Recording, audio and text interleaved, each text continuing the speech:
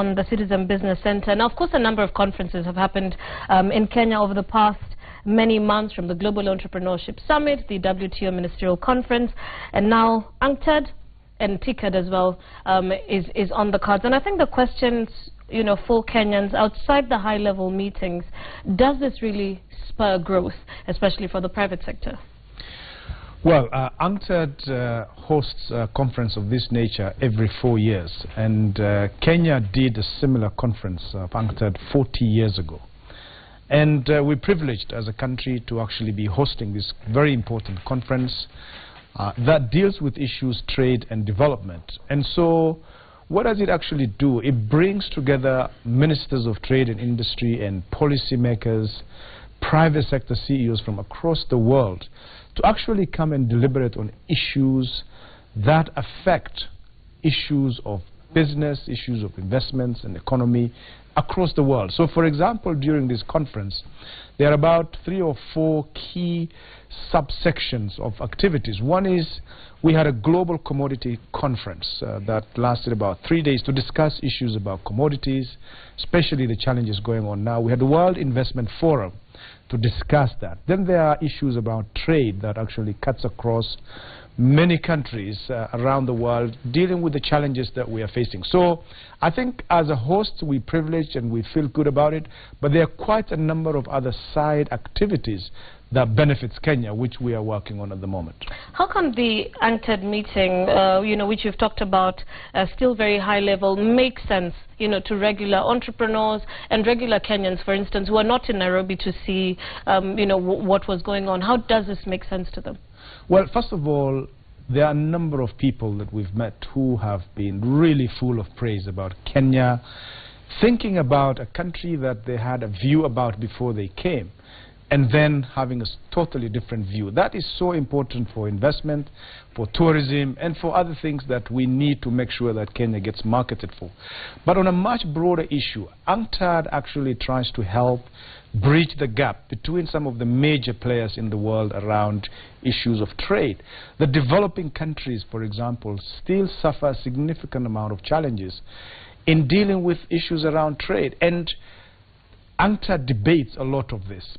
Players from around the world are coming together to explore what are the issues, what do we need to do, how do we deal with issues of barriers to trade. And these things then get translated into policies within respective countries when people get back to work. So we have the advantage of actually playing a major role in actually supporting and leading these negotiations. And ultimately, when this is all done, there will be some deliberations that will come out of this that would actually try and direct some of the activities that are happening in the world at the moment, especially for developing countries. CS, the story that Mombi Warue did just now, which was about the Kenya Private Sector Alliance and the 100 CEOs, both global and local, having that particular meeting, and local business people seem to have the sense that the government pays a lot more attention to foreign companies and doesn't pay the same sort of attention to the growth of local businesses. What is your response to that? Well, I think we do not discriminate. We actually believe that every company that is doing business in this country and registered in this country is, for all intent and purpose, a local company. And so they employ Kenyans, they pay taxes, and they actually benefit the economy as much as each one of them do. So the issue of supporting international companies more than the local companies, I think, doesn't arise. Having said that, one of the things that may be interpreted to actually have that feeling is the push that we have for increasing foreign direct investment into our country. And local investment is important, it's happening, it's already there, and these are people who know our markets. But that is not enough in itself in actually spurring the economic growth that we so much need. So you will hear a lot of us talk about trying to increase the level of foreign direct investment into our country, and that should not be misconstrued to mean that actually a lot more support is given to foreign companies. Let's talk about FDI for just a moment. Kenya has been the darling of FDI injections for the last many years, but recently, especially with the boom of mineral wealth, say for Tanzania, countries such as Congo, and FDI is beginning to, spread into these other countries where Kenya would usually be the absolute, investment destination. How are we still being competitive as a government in terms of that? And I want to just pick a sentence that Mohisa Kitui said a couple of months ago, and he said, Kenyans are so used to being number one that we're, taking that position with so much pride, yet, the others are pulling the rug underneath us. Well, I think we have not, of course, been very lucky to be endowed with minerals and other natural resources like other countries. And true, a significant amount of foreign investment is flowing into these countries like Mozambique, Tanzania, and others actually pursuing some of these natural resources that we don't have.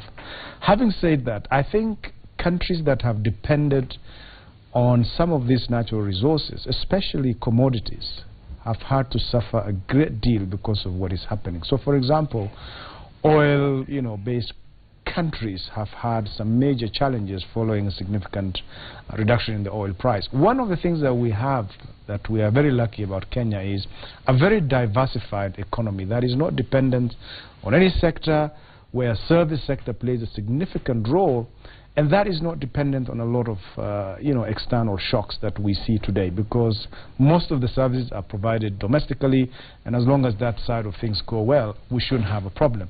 So we remain the darling of the investment community within this region. And I think that investment flows continues to increase, and we still are getting a significantly bigger share.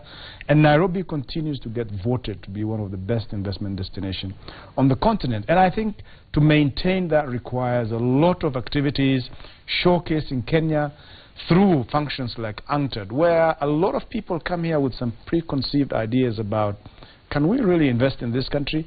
And when they come here, I think the story changes, as we are beginning to see during this conference. So yes, there are also concerns that African countries, and Kenya being one of them, is setting itself up for failure in some of the ways that our agreements, especially the private-public partnerships, are structured. Say, for instance, around the issue of SGR and how the issue of land acquisition made it such that the project itself cost a lot more than it could have, only if the government had done its groundwork correct in the beginning. Well, I think you're absolutely right in that one of the biggest challenges we have, especially in Kenya, is the fact that we have a very open, liberal economic policies have been taken a bit too far by the private sector.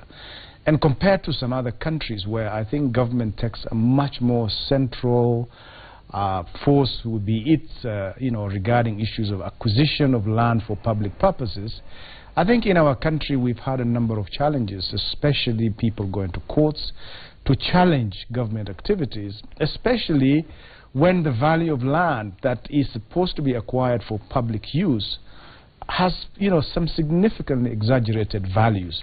And that really slows down the investment and the development activities that the government wants to do so much. And so we are beginning to look at actually policies, laws, to make sure that where acquisitions of things like land needs to be done for public purpose, we should be able to avoid exaggeration of values that we are beginning to see that makes it very exorbitant and actually just throws the business case out of the window, and investors say, well, we can't invest in this country. So I think just watch the space in terms of some of the policies around land in particular for us to see how we can make sure that when we acquire land for public purpose, it's actually reasonable as opposed to some ridiculous things that we are seeing now. Let's talk about the EAC for a moment in specifics to trade. And, some people say the seams are beginning to show. Tanzania is beginning to be a lot more bolder in its decisions. Uganda has also sort of decided to go different ways when as partners or partner states a certain way had first been decided. How do you see trade in the region against that background going forward? Well, East African community is, a common market. It's a very important common market that is doing very well, I think, in the context of Africa continent. We have, as you rightly say, an arrangement with the European Union where we are negotiating the trade arrangements with EU that has been going on for a very long time. And the way things stand, we have got agreements finalized, negotiated, and initialed by all the member states of the EAC. What needs to be done between now and 1st of October, when the time for these agreements needs to lapse, if they are not finalized, is the actual translation into languages for EU, into East African languages like Swahili, and member states actually signing. We are at the moment... Is this about the EPA, the Economic Partnership Agreement? Correct. But both Tanzania and Uganda have not been... Well, I think people are taking a lot of these issues out of context. We are still within the time frame where we are working with each member state to agree a convenient date for which this agreement needs to be signed and subsequently ratified by their respective parliament. That conversation is ongoing. We are having meetings on a regular basis with our counterparts, and I think the deadline is going to be 1st of October, by which time, if member states haven't signed, then there will be some issues. Of course, as Kenya, we are dealing with those potential issues that would arise, and we are working with relevant agencies and partners like EU, that in the unlikely event that something happens, we just need to make sure that we don't run the risk of losing market access in the EU. How exactly might you approach that? Well, should Uganda and Tanzania fail to be part of the... Well, I think, first of all, I don't want us to work on a hypothetical situation, because all member states have been part of the negotiation. Negotiations were concluded, and all the terms of the negotiations were agreed, concluded, and initialed by member states. So the issue of people not signing is, neither here nor there. I think what people are beginning to take out of context a lot is about the timing of when partner states are ready to sign. And so as far as we're concerned, I think that work is going on. It's on track, and we are consulting, and we should be able to conclude this before the deadline date. All right, as we wind up, a lot has been happening around the continent this week. There's the AU summit as well in Kigali, and I just want to find your honest opinion about the African passport. And the question is, lots of people are asking, why are we getting an African passport when we can ask the different countries to open up visas and have visa-free travel? And I just want to get your honest opinion about the passport.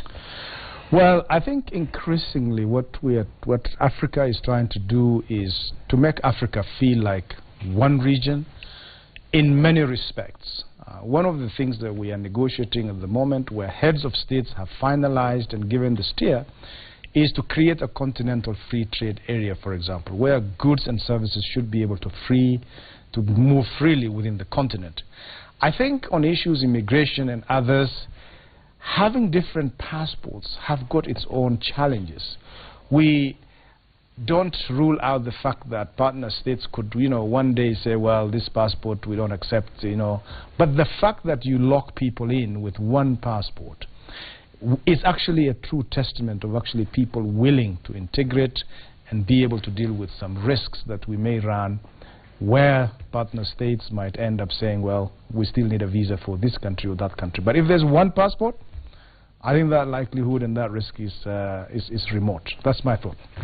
All right, Sias, thank you so much for making time to be on the Citizen Business Center tonight. Aidan Mohammed, Cabinet Secretary, Trade and Industry, joining us tonight on the Citizen Business Center. We'll be back with Smart Farm in just a moment.